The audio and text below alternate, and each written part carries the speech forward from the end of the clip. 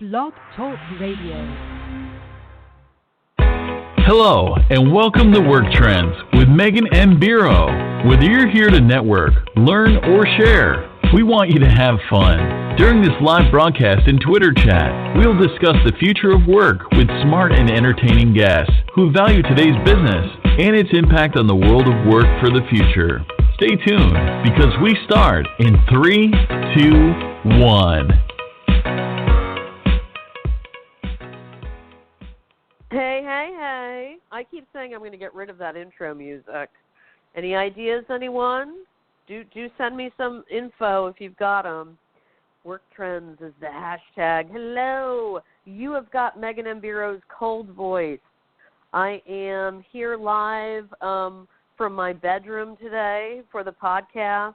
I'm laid up. I've got my Kleenex going. I've got my Noon tablets. Does anyone like Noon tablets? I'm a big fan with my water, but I'm here because you guys matter to me, and I didn't want to bail on everybody. So, hey, thank you for being here. Thank you to my friends, my sponsors, my community members.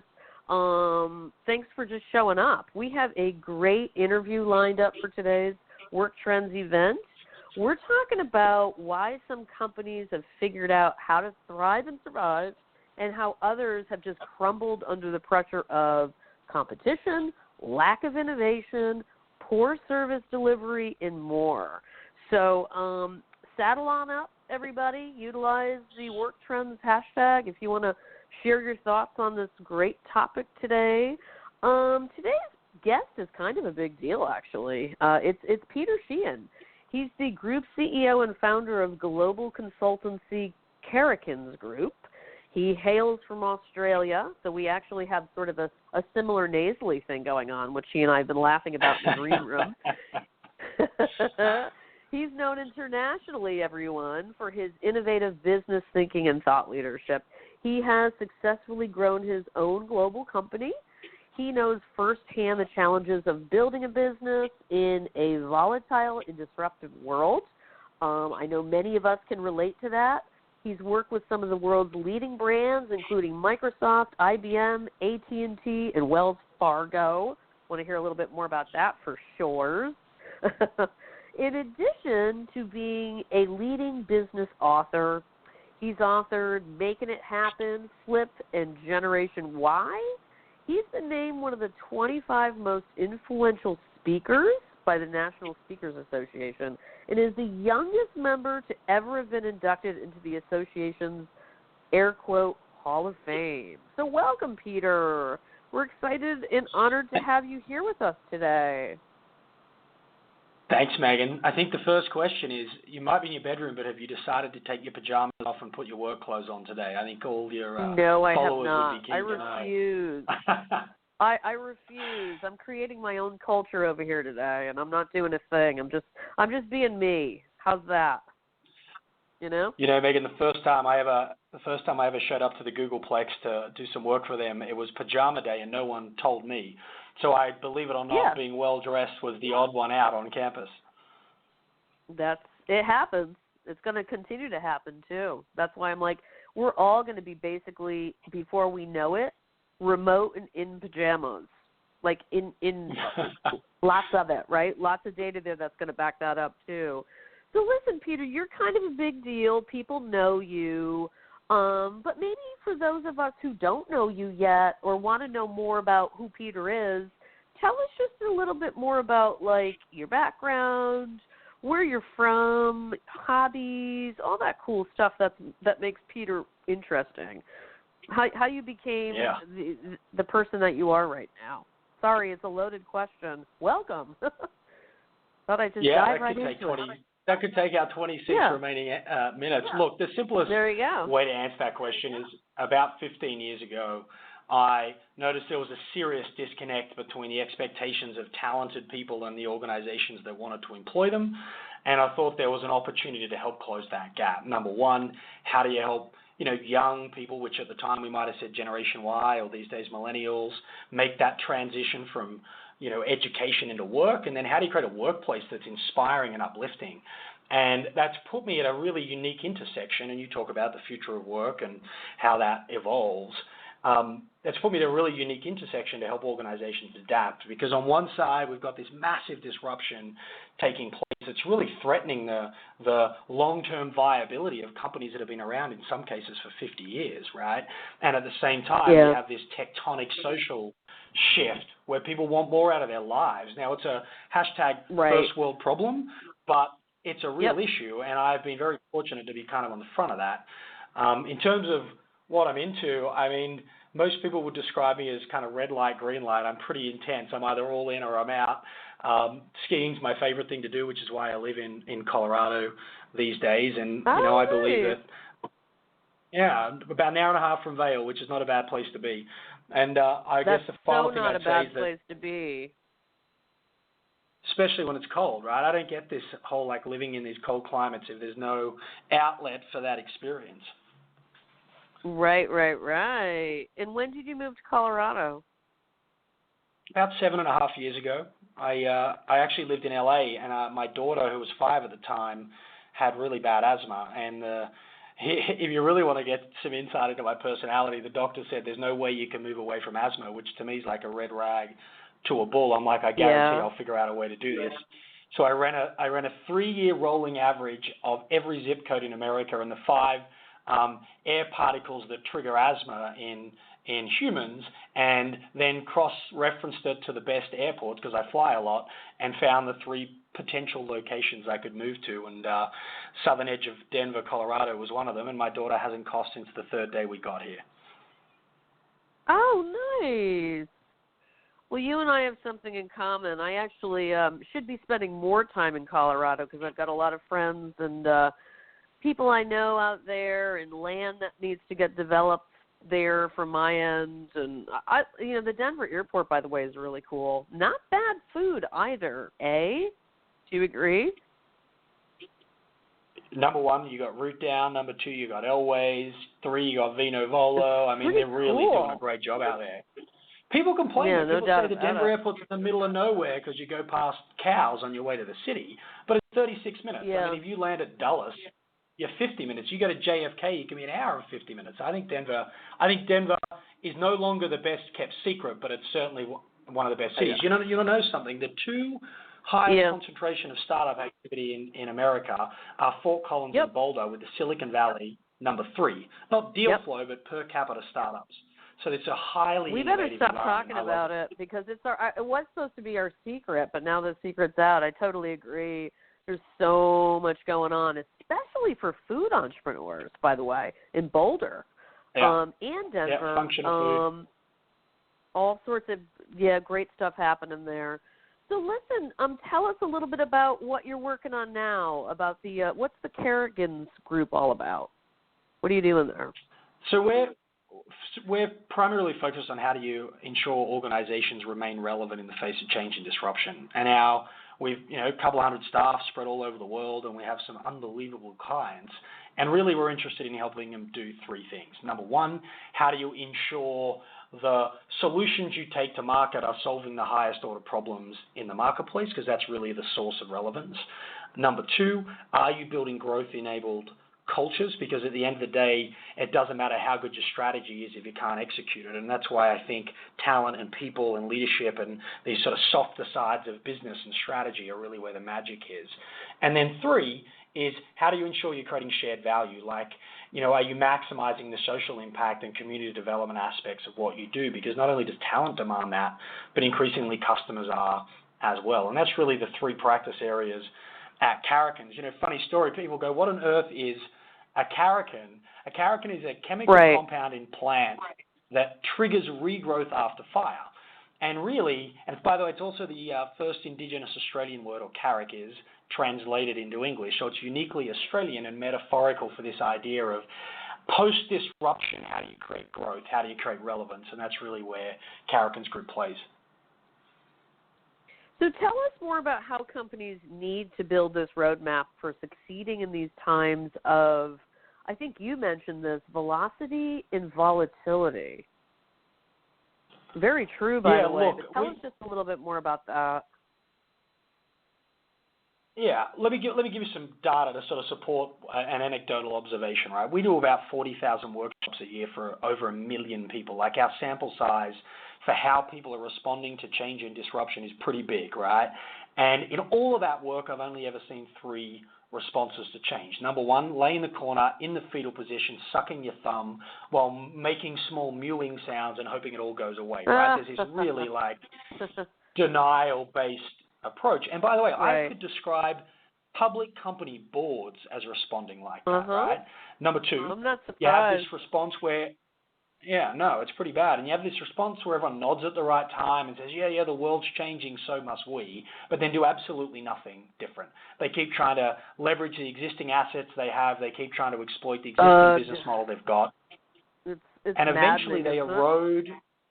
Yeah, and well, they erode their position of strength, right? And ironically, quite obviously, over time, the size of the transformation that these organizations or individuals in some cases have to go through goes up the longer you wait to adapt, right?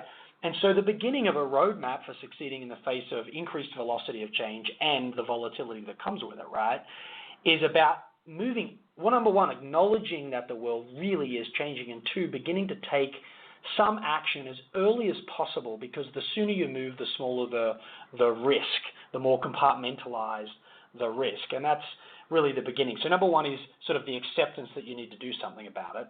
Number 2, in our experience, most of the opportunity is in the disruption itself, meaning the very regulation, the very technology, the very competitive pressure, the very changing consumer preference that might be keeping you up at night or impacting your business model.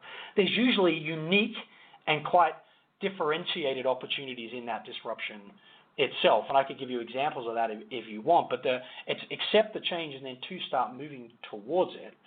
And then number 3 is find the overlap between, number 1, your existing capability, right? Like, what are your core assets? What are your core capabilities that you've got that you can leverage moving forward? And find the intersection between that and what you would call emerging market need. Because we all think we're the only ones facing change and disruption, but our clients, our consumers, our customers, our communities are all facing the same change, right? And so they're sort of feeling the same uncertainty, they're feeling the same pressure, and out of that comes new need. And by the way, highly valued need, where there's often very little competitive pressure, right? And so where do your existing capabilities overlap with that emerging need?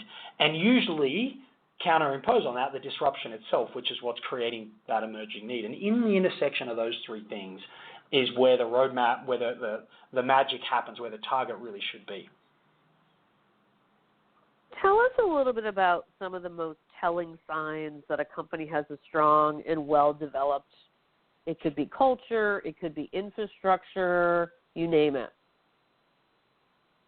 Yeah, I'm glad you said culture, because when people say, assets and infrastructure and capability, they often think of the hard levers like real estate and physical plants, etc. But really, in this day and age, with the level so much more than that, right?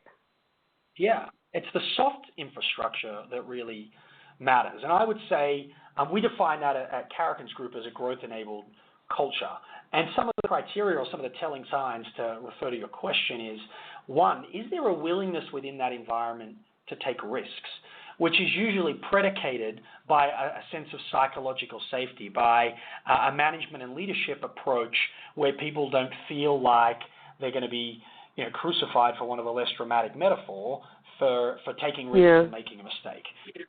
Number 2, where they orient their thinking around the outcome the market seeks from them rather than the inputs they use, right? And the perfect cliche example of that right now is, the Uber versus taxi kind of overused example, right?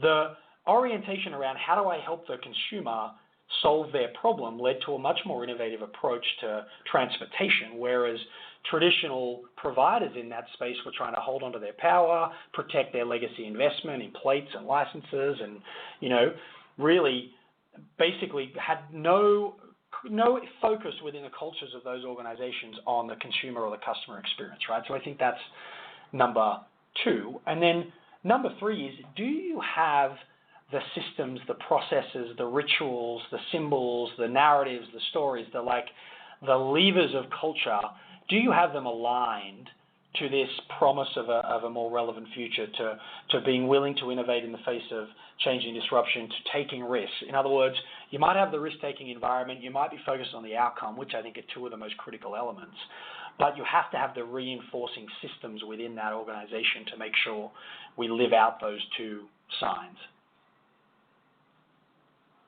Excellent points.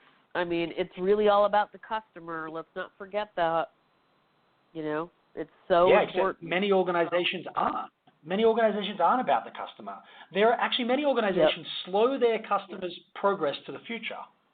They create friction in the value chain by protecting and almost creating pain so they can extract the margin. Right. And what Karrikins is about and what our work's about, and Matter, that my most recent research and book is about, is how do you break that? How do you make it about solving the higher order problem the marketplace has, solving the higher order problem the community has? How do you build a culture inside an organization to want to do that instead of protect the status quo, protect your role in the value chain instead of and really accelerate progress to that future?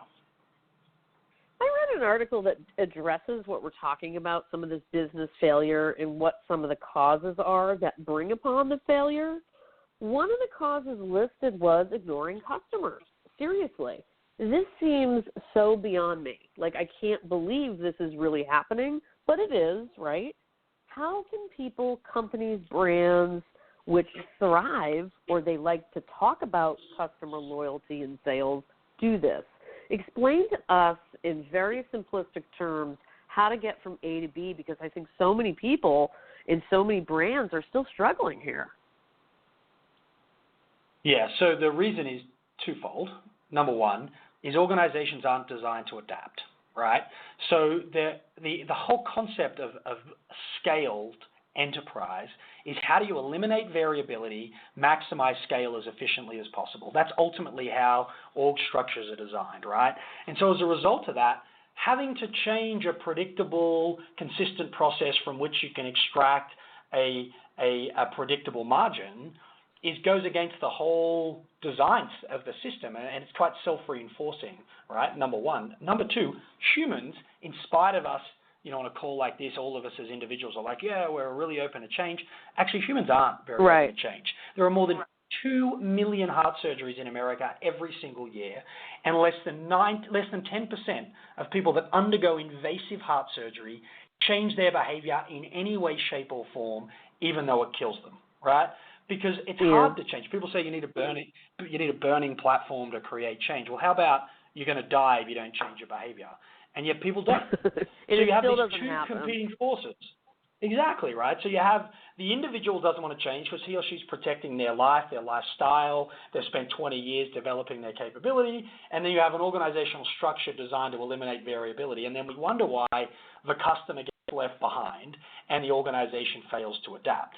So it takes a tremendous amount of, one, leadership courage, literally courage, like that human kind of characteristic of courage, to begin to break that, to go, you know what, this organization is capable of more, number one. Number two, it takes a willingness to listen, right? Because I don't know whether anyone gets out of bed in the morning and says, how do I screw my customers? I don't think anyone gets out of bed in the morning and says, how do I ignore their needs? I think they get out of bed in the morning and they respond to all the external cues that surround them in their normal day. Whereas this ability to go, wow, I can see the frustration my customer has at this point in the process. What would happen if someone else solved that problem?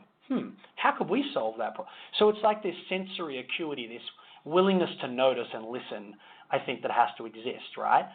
And then three, it's being able to apply a lens of learning, not a lens of profitability, to learning how to solve these new problems or remove this friction that exists. Let me explain that. I think that's a really critical point. These big organizations. People right now, by the way, are going, we're playing buzzword bingo with Peter when you say that. I get it, and they say the same thing to me. Really break that down. This is a really important thing you just said.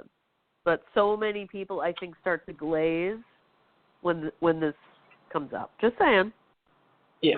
No, let's do it. Let's break it down, right? So big organizations have very large P&Ls, right? And in order to move the needle of profitability in a large organization, you have to have a pretty big bet that has a really big return. Does that make sense? And so if you're like PepsiCo Foods and you try and buy this small innovative food company out of Boulder, Colorado, then the likely ability of that small company to move the profitability of the big company is virtually zero, right?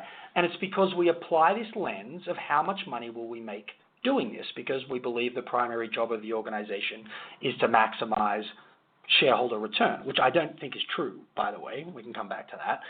So really? in order to innovate and to yeah, well, let's go provocative. But let me break this down first so we're not stuck in buzzword bingo, right?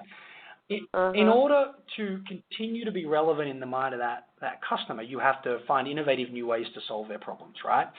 And in order to do that, there's got to be an experimental phase. There's a phase where you're learning, quote unquote, not profiting, quote unquote, from developing solutions to that problem, right? And only once you've found a solution that's scalable can you then begin to grow it, invest in it, and begin to get a return on it. But we don't do that. We leave that to the startups, and we leave that to the early stage entrepreneurs, right. And then we wonder why they disrupt us all the time, right?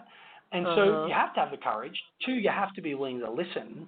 But 3, you have to build the muscle of risk-taking where learning is the KPI. Am I learning how to make money from this new idea? Am I learning how to scale this new business model? Am I learning how to develop and produce this product at scale? And we don't do that. We just apply an ROI calculation with a whole bunch of false assumptions, and the bigger the spreadsheet, right. The more influence we have. And I bet some of your listeners can relate to that, right? And that's why it breaks down. And we spend a lot of time running from pain is what we're doing as humans, right? Because it's painful. It's painful to scale. Yeah, you have to be willing to fail. You have to be open. You know that you're going to fail because you are. And speaking of failure, about 500,000 people are becoming entrepreneurs every month. Okay? Like this whole thing that, we're doing here with our careers, lots more people are doing it. What impact, if any, does this staggering number have on the landscape of business? And in your opinion, how many do you believe will survive successfully after 2 years of being in business?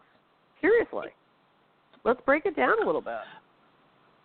Yeah, so that's a pretty big question. By the way, entrepreneurship in America is at its lowest rate in 35 years.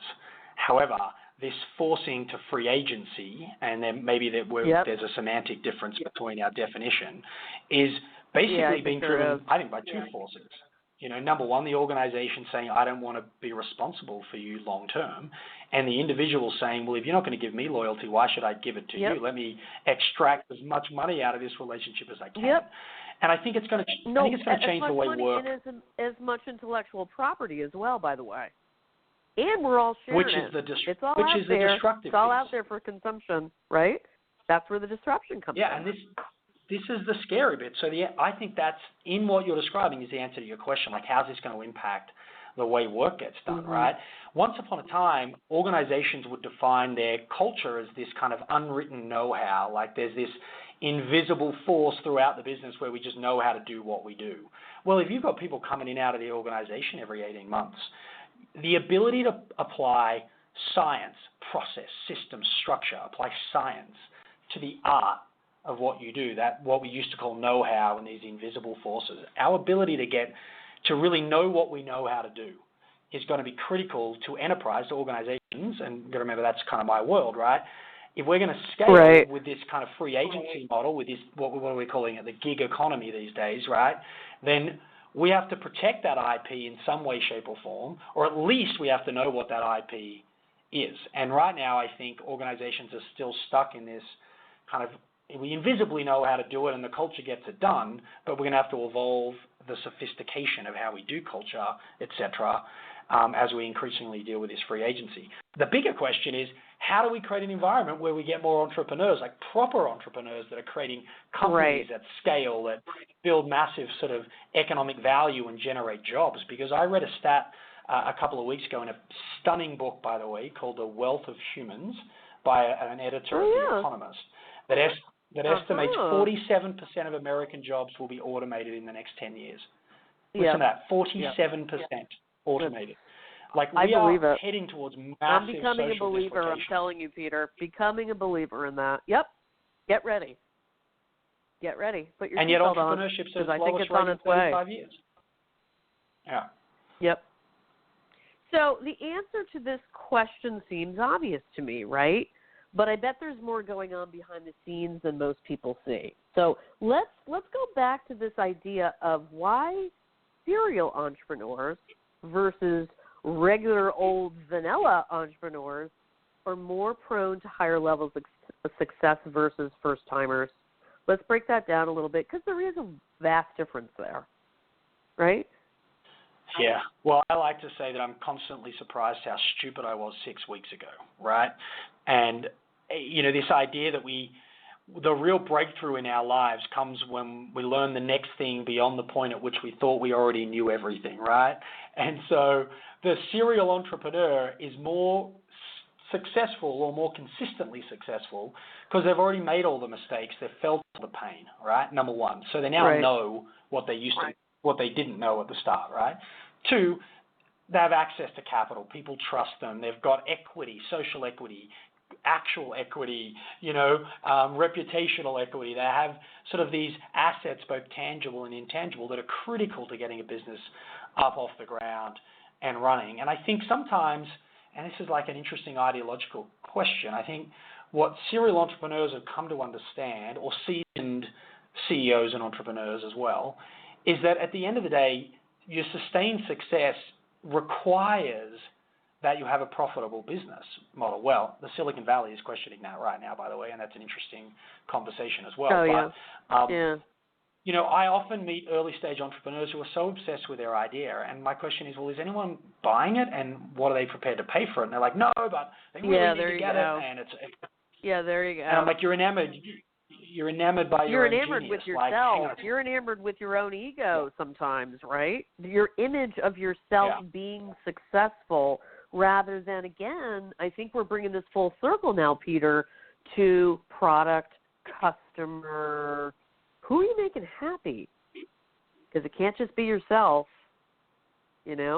Correct. So why do companies start out appearing to be so agile, but once that organization experiences growth, they get clunky, they become slow, innovative thinking sometimes goes out the window, and they almost seem to forget what got them started? Like, what's that about?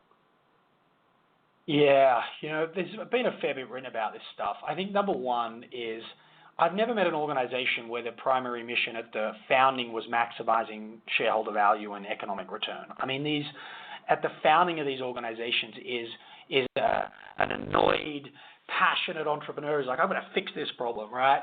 And then they attract other people around them who are equally passionate about both that idea, but also the opportunity to work with someone that's kind of got a vision. We're attracted to that clarity. We're attracted to that confidence, right?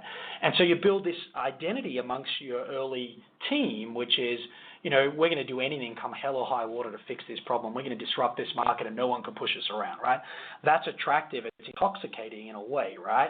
And then you get bigger, and we have this challenge in our own business, right? And you get over 100 staff, over 100 whatever, and then you're like, wow, we need systems and processes, and we need governance, and wow, not everyone acts with our best interest all the time, and all of a sudden the bureaucracy begins to creep in. And that bureaucracy is designed to eliminate variability, maximize scale, and maximize efficiency as you scale, right? And so you begin to rob the soft side of the business of some of its magic, and it begins to be more about can we create consistent return and less about are we solving this important problem in the world, right? So you get two problems. Number one, you process engineer the life out of everything so variability and creativity doesn't emerge. And then number two, people begin to lose that engagement. So you don't get their discretionary effort. Like they come in at 9 and they leave at 5 and then their life's about what happens outside of those hours. That's not what happens in an early stage environment.